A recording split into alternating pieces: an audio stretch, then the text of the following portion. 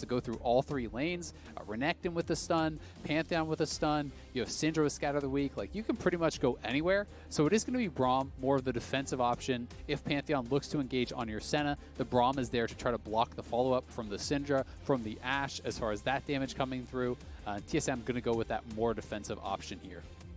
Okay, well, TSM have a very, very large front line. It's Senna puts out a bit of damage. Bjergsen and Orianna can certainly do a ton out there. Mid lane you can absolutely rely on. And Spica has been hit and missed, but he's had some very good games, especially if we do see Warrior Olaf, which is the build I expect. I can see him really take over. On the FlyQuest side, though, WildTurtle is back in the lineup alongside IgNar.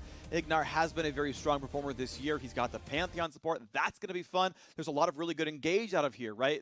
Pantheon globals in from across the map. If he lands a stun, the arrow is guaranteed. You can go the other way if you really need to, but this is going to be very exciting to watch for. The Renekton, of course, grabbed for Solo. I think top lane is going to be important in this game. Solo got to see that Ornn was, I think, 95% the actual top laner there. Said, okay, give me Renekton, give me counterpick. I'm going to go brutalize this guy. Volibear jungle was the priority pick of this draft. So FlyQuest, I think, are poised to have a lot of really, really strong aggressive plays on every lane. And I would say that in these style of games where the jungler has a lot of options, tracking the jungler becomes so important for TSM. Because oftentimes, you have some lanes where it's like, okay, yeah, sure, you could go there, but you're not really expecting it. People that don't have any gank assist, if you're playing like an Ezreal lane or whatever, oftentimes, you're kind of going to be sitting back and not expecting the jungler to play there. Allows one of your lanes to play with a little bit more freedom.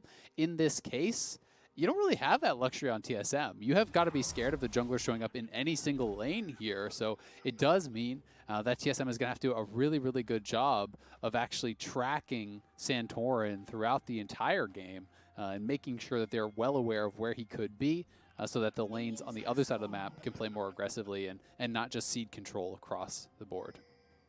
Yeah, see how good the vision can be, of course. Ooh, yeah, this could be kind of fun. Bjergsen gonna walk next to a brush. I believe they knew no one could have been there, but there is a ward on the other side of that wall. Q's to spot. Doesn't see anyone. And Braum plus Olaf, though, is probably, about as strong as you could possibly get, but Spica just jumped on immediately. There is a fight right away. Spica's low force of flash. One hit will kill him. He's ignited and he goes down. They face check in, and Turtle returns to the LCS with a 400 gold lead at 1.5 minutes.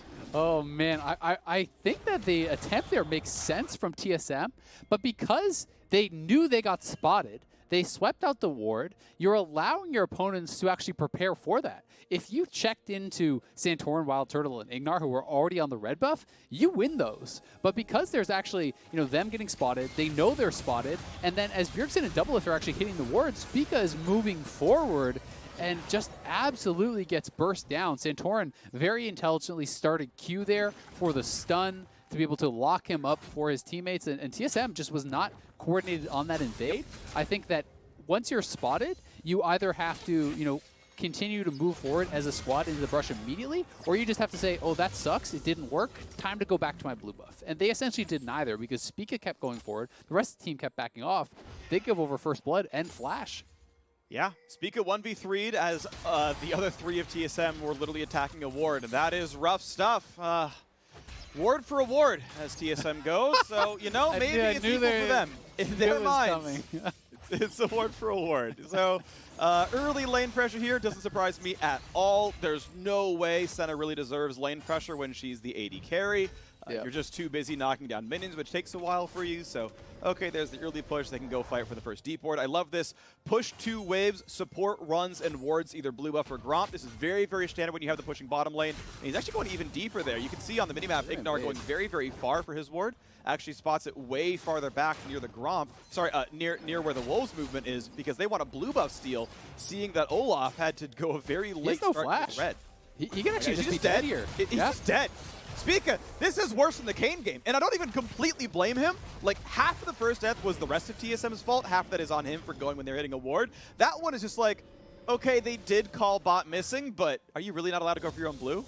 Yeah, I mean, it's tough, right? And that's a situation that you have to evaluate because, I think that TSM and I think that Spica was expecting that was just an invade from IgNar to ward it out and harass, right? You see someone missing, but you're not that concerned that it's going to be a full commit. But that's actually a 3 buff and 2 deaths on Spica this early on. And I talked about how when you're playing these Senna compositions, there is a lot of... Okay, yeah, he will have flash, but he should be okay.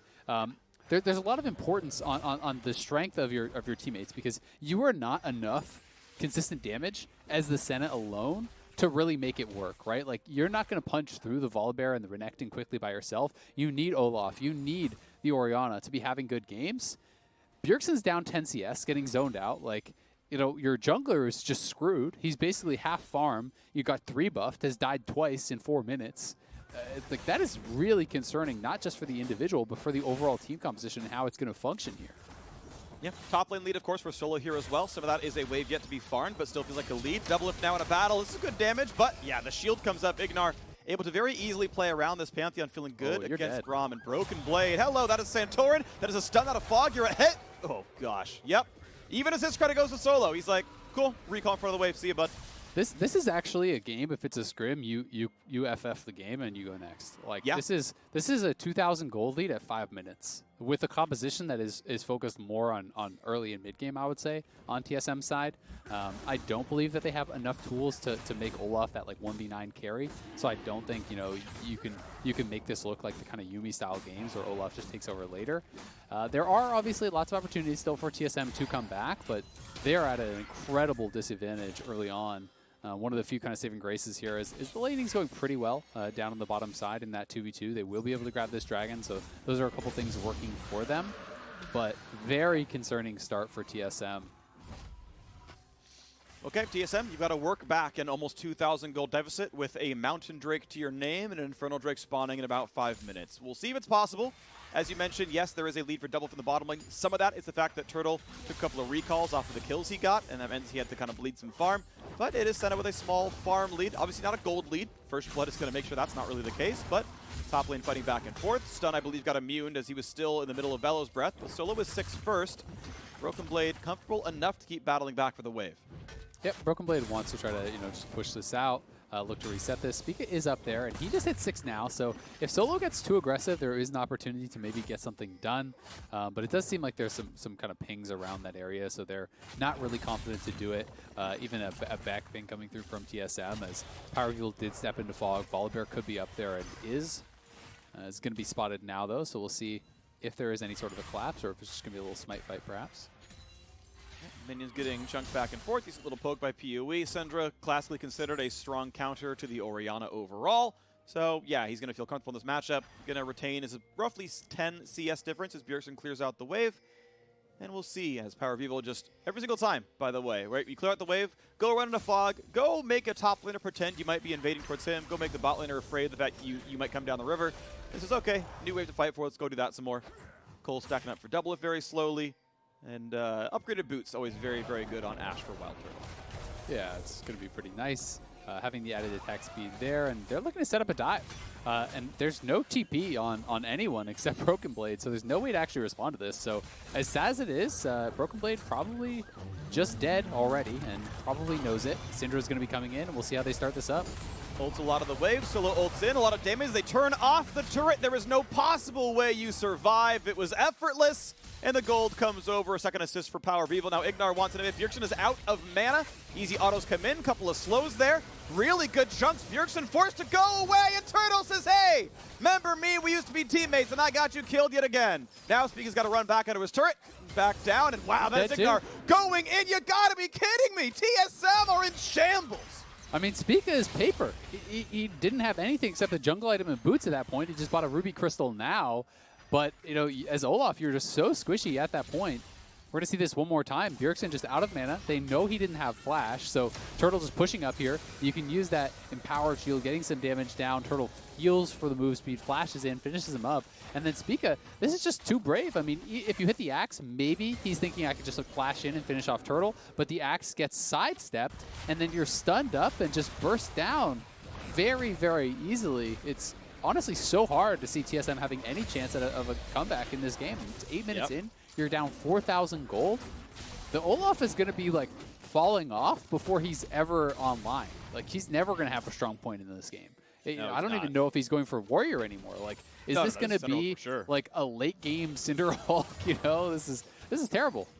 Yep.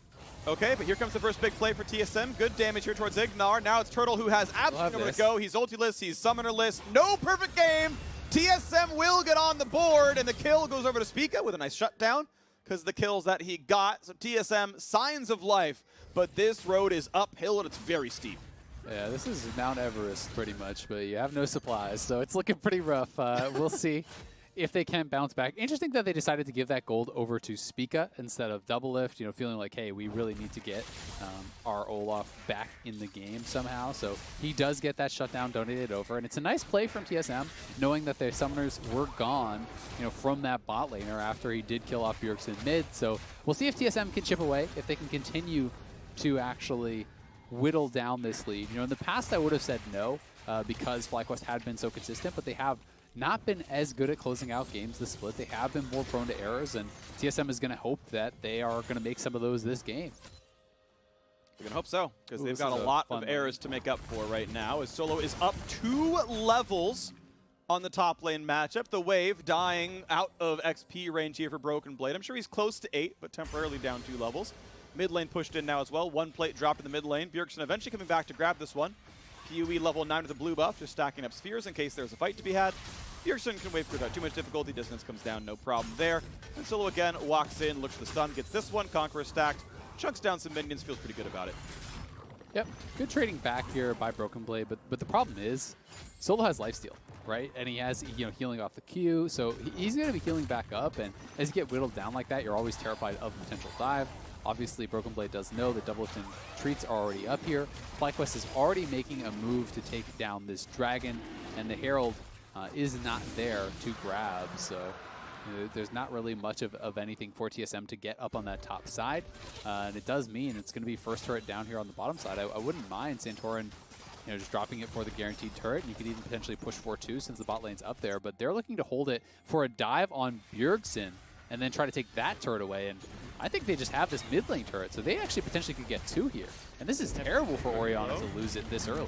Turret's at half. Ornn comes in. Big CC. IgNar forced a flash away. Herald will at least give some gold over. Santorin didn't need to walk up. He's getting that gold no matter what. But hey, that turret's down to about 600 HP left. And once the extra bonus resists fall off, it'll be very easy for the kill for PowerOfEvil and crew. Bjergsen waiting around. Doublelift has been lane swapped to the top side. They have taken a plate over there. At least he's still getting his gold income going. Manamune stacking up. Yeah, I mean, it's something, but you kill the turret so slow as Senna. The bot lane turret has 2 plates. The mid lane turret has 1 plate. You know, most of your members are up on that top side, so it's tough for TSM. You don't know where FlyQuest is going to look to attack, but they could try to pressure on either side and take down those turrets. Only 1 plate now remaining on 2 of those, so it should be a pretty easy first turret for FlyQuest, really, wherever they decide to go. I mean, this is like 5,000 gold lead. They're just diving Broken Blade again. 3v1 looking for the stun. Broken Blade again. The turret turns off. Santorin makes that dive absolutely effortless again. And it's 7-1 in kills. This turret is absolutely going to die. No one is here to defend it. Give the gold on over. FlyQuest continue to play very strong, high-tempo League of Legends with the gold lead. Santorin just ults a turret, and they get the dive every time. Yeah, this is hard to watch, honestly, for Broken Blade. He is just getting absolutely slammed. The rough part is there's not really much he could do about any of these dives that are actually coming through besides maybe anticipating it earlier and just leaving. There's no way really for him to survive. His teammates have not been in position to ever really defend him on any of the dives. They don't have TP on their mid laner to actually try to get up there and help him in a lot of situations. Spica was put so far behind, so you know, Santorin can just go wherever he wants. He doesn't have to be worried about the Olaf, but Broken Blade already dove 3 times now and just put so far behind, right? You know, he's 40 CS down on the Renekton. He's 2 levels down on the Renekton. You know, WildTurtle is the same level, and IgNar is catching up. So this is a brutal game. Like your front line isn't even going to be tanky on TSM, and you have no damage behind it. Does IgNar win the 1v1 against Broken Blade? I mean, maybe not because lethality against someone who's actually buying armor, but like it's actually close. You know? I don't think so. I think that's too far. Ornn is still so good in melee champions. Like, you know, you can't get actually bursted down by IgNar. Like maybe there's some world where he whittles him down slowly, but it's pretty hard to actually fight into Bellows Breath and the damage proc there. Well, you saw some little resource juggling. They made sure Doublelift got the ward kill. Spica, though, was grabbing the red buff. They made sure that he got that gold and XP onto himself. They still want to keep him, you know, up to date and relevant if at all possible. 7,000 gold difference. I'm sure someone can tell me the stat check. This feels like the largest gold lead in the LCS this split by far at this point in the game. Like I don't think we've had a game lost that before. maybe the perfect game against CLG at the start of the split. Maybe that was as one-sided, but I'm not even sure it was. This one feels like just about the most one-sided game we've seen so far in the LCS this split. And it's pretty surprising to see how quickly the wheels just fell off. Off of that TSM invade, and then Spica just dying again. FlyQuest got full control of the map and just did everything right with it. I need to interject because I did not set this up, but thankful reminder, thank you, Tom, for the stats update. Turtle is 1 kill away from 1,500 regular season kills. He might have it here, or he might be shut down as TSM comes in. 14.99 for Turtle. As Treatz comes in, they find the stun on his support, and that's not going to make it work very well. IgNar is going to drop, so not just yet. IgNar's first death of the game. TSM again find an individual kill, but every time they get it, they've had 3 more deaths leading into that moment in time. Pee-wee grabs a blue buff. Top lane is under a little bit of fire, but it's going to be wave cleared away. Herald summon doesn't mean too much, but maybe it goes down to Santorin. We'll see what comes through as the gold lead remains 7,000. Yep, still nice to grab here for Santorin because you know that TSM is not in any position to actually contest anything. So, I mean, just look at where Syndra is, right? How often in the game is Syndra auto-attacking the tier 2 mid at 15 minutes, right? This is just not where you expect him to be and not where you expect him to feel safe to be at this point. It is 1 dragon apiece, so FlyQuest still pretty far away from Soul. That's something working in the favor of TSM, but it's really hard to see what TSM can do. They're going to need picks, but they don't really have that strong of an engage, so it almost has to be a face check, which means you have to fight for vision, but you lose all the fights for vision, so good luck, I guess, is what I can say for TSM. Yep. Well, they're going to look to fight for Drake number 3. Both teams have 1. TSM have the Mountain, FlyQuest have the Infernal, and now Ocean Drake is alive, and TSM wanting to play around it. A nice bit of damage on a PowerOfEvil, rooted him in place, but there's no follow-through just yet. Spica has rejoined the squad. It is 5-on-5, and it looks like Solo wants to go for a flank play. 4,500 health left on this Drake. Solo unknown, but Bjergsen going to spot out the brush. Nice ball comes down. This might be a play. Stun's going to come out. Here comes the dive in for Santorin. IgNar over the top as well. This should be a very easy fight for FlyQuest, but a good stun for Broken Blade means they shut down the jungler. Broken Blade getting out of range here as well. Great fight. Shotgun knock into Solo, and TSM try to win this fight. Down 7,000 gold. Solo is going to be taken. You got to be kidding me, TSM. How do you win these fights? But they've done it. The incredible plays out of them. Maybe you can say FlyQuest misplay it, but TSM win a 5v5 while down 7K, and Drake number 2 should be theirs. That is insane. And it's not just 7K, it's 7K at 15 minutes. That's like so much of your total. Oh, the steal! Heartbreak for TSM. You still take those, but man, that sucks. Oh, that sucks so much. And Spica has Smite. You hate to see it. I mean, maybe that combo did more than his Smite could have, to be fair. This is level 11 Syndra, and he's a very underleveled, weak Olaf. Level 9, but, same as Santorin. It's not that bad. I mean, that is rough. But let's watch this one more time. And I think largely this kind of hinged on the failed flank by Solo. He actually committed very heavily to going on Bjergsen. He slices and then flashes, so he has no dice reset. But Bjergsen has Cleanse and Ghost. You can't actually chase him down. Solo is one of the strongest members on FlyQuest's team, and he did nothing at all. Plus, Doublelift over the wall was getting completely ignored. Look at Doublelift here. He was getting a lot of damage out on PowerOfEvil and on FlyQuest members as they actually went over. So, I would have liked to just see Solo try to go past the Orianna, but perhaps he didn't account for the summoners that were actually active on Bjergsen at that point in time. He might not have actually hit tab and checked. We'll watch this combo one more time. It is down at, I see 750. Yeah, WQE all land at the same time. Yeah, so that actually didn't look like Spica did much wrong there. I think in that case, will say, this Treatz feels maybe like could have blocked it. That's true. Okay, so Treatz could have walked up. So this feels like what happened at level 1 as well. Like, yes, Spica is the one who's going to look bad if you look at the scoreboard straight up. But any pro team in the world can just pull that Drake out of the pit. Just walk it back 300 units, and it's only in range of Syndra E, which is like 212 damage. Like, these are fairly basic things that Platinum players will do in solo queue because they've seen it in the LCS before. Like, these aren't hard things to get right, TSM. No. And one Drake is not going to end the game for you, but it's a mistake you don't want to see. Yeah, especially when you're already really far behind. And I just think it's one of those things that it's mental errors, right? It's you're trying to focus on what's next. You're talking about all these different things, likely in comms, like, okay, we actually want to fight. Okay, what can we do next? Like, where do we go? How do we win this game? What do we do? You know, and you're just thinking of all these things besides the basics. And unfortunately for them, they didn't actually, check some of the boxes there. I agree, they could have pulled it out. I also think that Braum could have just stood against the wall and put up the shield, and then there's no way to steal that.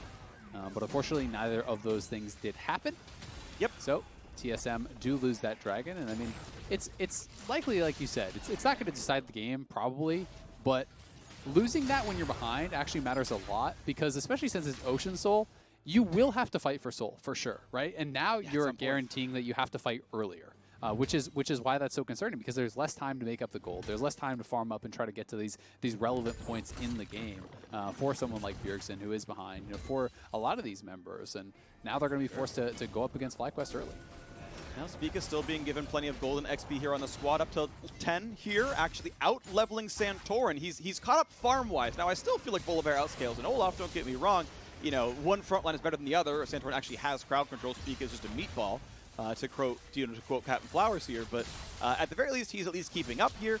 Farm still going through. Solid CS, a lot of members. 50 CSD in the top lane is going to be really rough. That's a counter pick in tower dives for you right there. Mid lane's at least close. Bot lane's at least close. Yes, TSM's down 6,000 gold, but there's, we saw the last team fight went okay with 7K difference. This one, maybe it's winnable with 6K difference. Yeah, it's always possible. It is always possible, but it's hard to say, right? Because Solo is one of the strongest members on the team. And if Solo has a good fight can look like Doublelift dies instantly, right? Just to Solo. In that fight, he literally did nothing. Like, he forced summoners out of Bjergsen, but, didn't even connect on really anyone. So that alone can change it so much. And TSM will have a long path to walk here. But I do agree, it is good to see Spica catching up somewhat. Yes, he is not where he would want to be, but he got the shutdown, he got a couple assists and another kill. That is going to put him at least at a point where he is somewhat relevant, where he can't just be completely ignored. I do think that, given the fact that they had the Braum Olaf early game, they were hoping to kind of invade and have him a couple levels ahead and a lot of CS up on the Volibear. Even you'll take, given how it started, but it's still probably not where they want to be. Well, TSM trying to be in a spot where they could be winning this game. They would love to end the week 8-4, only a game and a half behind first place, where Cloud9 and Team Liquid currently sit. They'll, of course, play later on in the week for their final game. Right now, Santorin looking to play for Vision. Next, Ocean Drake is spawning in 15 seconds. These teams are basically playing a wave clear between Drake spawns, and every 5 minutes they meet up again for another team fight. It's like a family reunion, which makes sense based on the members of these teams. And now, TSM are on the outside. It's the Drake spawning in 2. Vision control belongs to FlyQuest. TSM hoping to do their best with a 6,000 gold deficit. IgNar's Pantheon support, fairly squishy as a champion. Going to be hard to get Conqueror off, and Turtle now hitting the Ocean Drake as FlyQuest trying to zone out the squad. IgNar puts in the poke. 2,300 health left on the Drake, and no one's going to be in range in time. Drake number 3 claimed by FlyQuest. Stun's going to land, but Braum very, very tanky. They can still go for this one. A lot of damage on a Treatz. Ult comes off for Senna. It's a 4-man knockup for the top laner, but it's still not going to be enough to make a kill happen. Treatz going to walk away alive. A double stun comes out for PowerOfEvil. Mid lane pressure there for a couple of seconds. Spellbook heal used by Bjergsen. And this turret loses about 15% of its health. Still zoning back and forth in the mid lane. And it's good healing coming out of Doublelift. Treatz is getting a lot of his health bar back. Ultimately, not much more to do. But they're split. They've got to be careful, because Doublelift actually got zoned off by PowerOfEvil. So they have to be careful about a potential engage from FlyQuest. TSM now, as a result, is actually pushed away from their mid lane. If you try to funnel through that choke, you are going to be in trouble. So they're not able to do it, and we'll have to give up that mid lane turret. It does end up being, despite the fact that TSM survived, which is good to them. I mean, it's still another dragon. FlyQuest is now at soul point and grabs your mid lane tier 2. So they're going to be really happy with how things worked out. I do think it was critical that Treatz actually got up the shield there, right in the nick of time before that Ashe arrow did land, allowing him to barely survive and giving TSM a small potential window to kind of turn it around, because FlyQuest really committed a lot of damage onto that Braum to try to knock him down. And you can see the elements of why this TSM comp could work or should work. Like, they sustain back up really, really well, and they're pretty good at kiting here, right? They've got a solid front line. The healing comes through, and it feels like you can kind of weather down the FlyQuest side. Obviously, again, with the goalie, that makes it very, very difficult. But you can see the elements that were there. That said, as we're mentioning, yes, we have Ocean Soul coming in soon, and sadly for TSM, they are not very bursty. They are a pretty grindy team composition. Doublelift gets his executions calling in time, so it's there if Ocean Soul does go over. Bjergsen going for a grindier build, right? It's the much more common Seraph's Embrace into Leandri's second. We're not doing the the Death Cap, Oblivion Orb, Spellbinder burst. It's we're gonna play a 20-second long team fight, and you're just gonna take 25% of your max health and damage over the course of time. PowerOfEvil wants a play towards Bjergsen equal level on these players. Will it be a stun? It's a little slow, gets a lot of Qs to land, but with that Seraph's shield, he is fine. Yep, Seraph, self-shield from the E, has the Merc Treads also, so plenty of defense to stay alive there. And yeah, I mean, the reason Bjergsen, I think, is going for this build instead of Deathcap second is the fact that he doesn't have any easy access to the backline, right? He doesn't have a Recon or someone to actually throw that ball on and try to one-shot Turtle or PowerOfEvil. He knows he's going to be hitting Renekton and Volibear. And Leandris is great at doing that, so I do think it is an intelligent buy. But as you say, Ocean Soul going to be difficult, but PowerOfEvil has no ulti. He does have Flash. We'll see if they can get him out of here. Ooh, FlyQuest want to fight. Dive in this one. This is going to be a 5v4. They're going to be late on the Ornn. The whole squad is here. Stun's not going to land, but the re-engage could be enough. It's going to be nice damage and a slow on a Spica.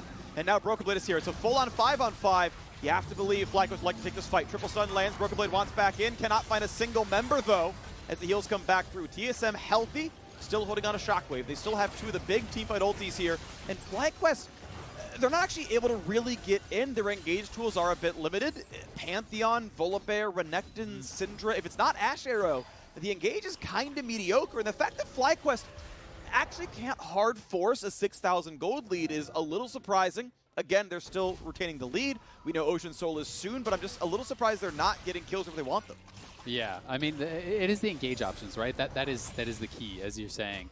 They are a little bit lacking in that regard, but where they are really strong is when they can control space, when you have to actually fight forward into them. And that's why the neutral objectives are going to be so key. That's why the Soul and Dragon earlier matters so much, because if Soul was not 1 minute away and was instead 6, 7, 8 minutes away, depending on how long it takes them to actually kill the dragons after spawn, that's a lot more time for TSM to actually build up and maybe have a chance here. But if you give over Soul, they're going to go to Baron, and they're going to continuously start up Baron and force you to come to them, because with Soul, you're never going to lose health. You can just keep trying that Baron over and over and over, and TSM is going to be forced into a situation where you're not necessarily going to be able to kite back and play these extended fights against FlyQuest.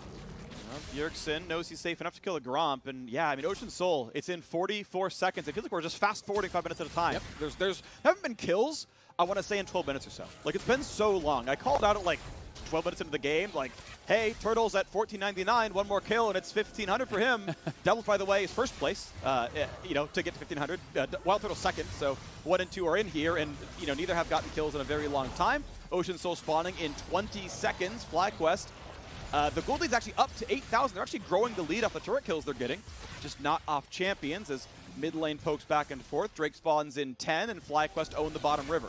Yeah, I mean, TSM, this is where you're seeing how difficult it is when they're not kiting back, right? You're checking forward into PowerOfEvil and into these Ashe volleys constantly. Bjergsen looking to try to get Santorin low here, but he is tanky. TSM just are struggling to actually get purchase around this pit. They are moving in now, but they're split. Doublelift and Broken Blade aren't with the team and are spotted, so you got to be careful. So Bjergsen is trying to use the Orianna ball to create an area that his teammates can walk through. And the fact that TSM got River at an 8,000 gold deficit is impressive in and of itself. So now the fight for the Ocean Soul. Level 11 on both junglers. 50-50. PoE zoned back by Bjergsen.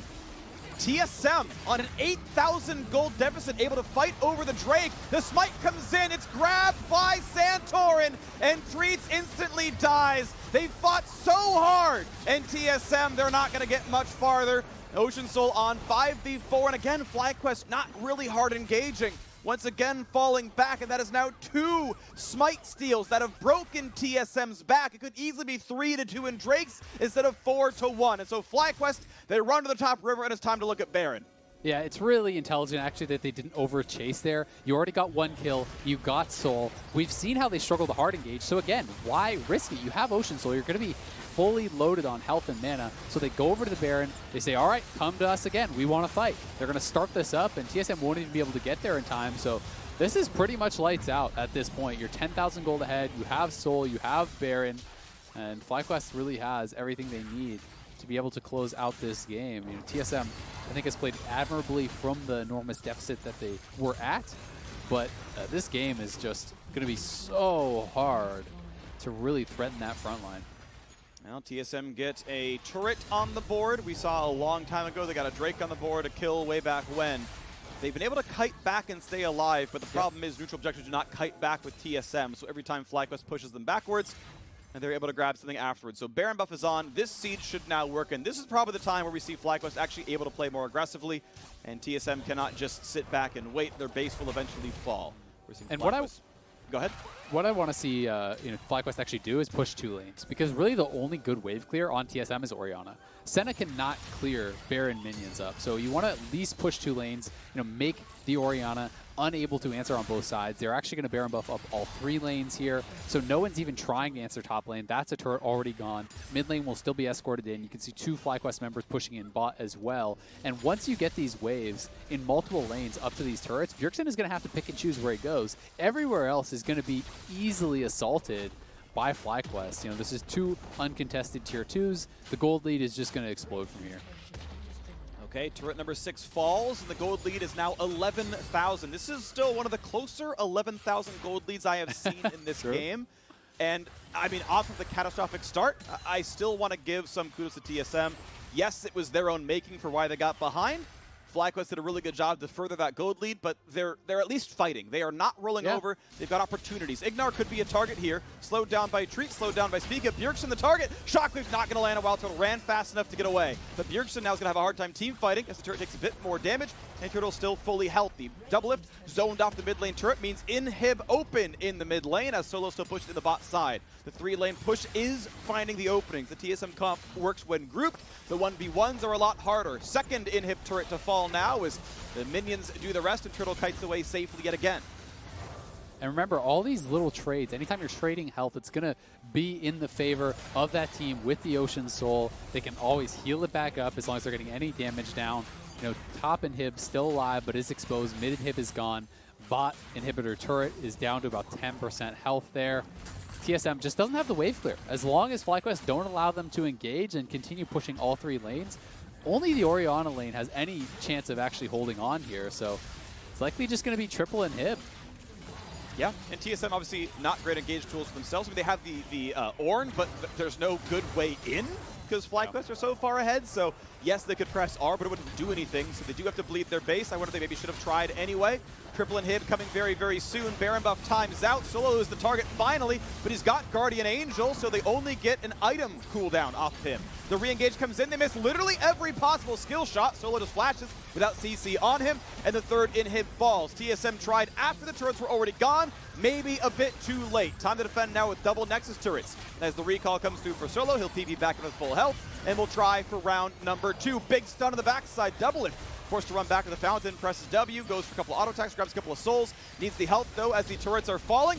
One of them about to drop. Stun's going to land on the front line. Treatz is safe for this one.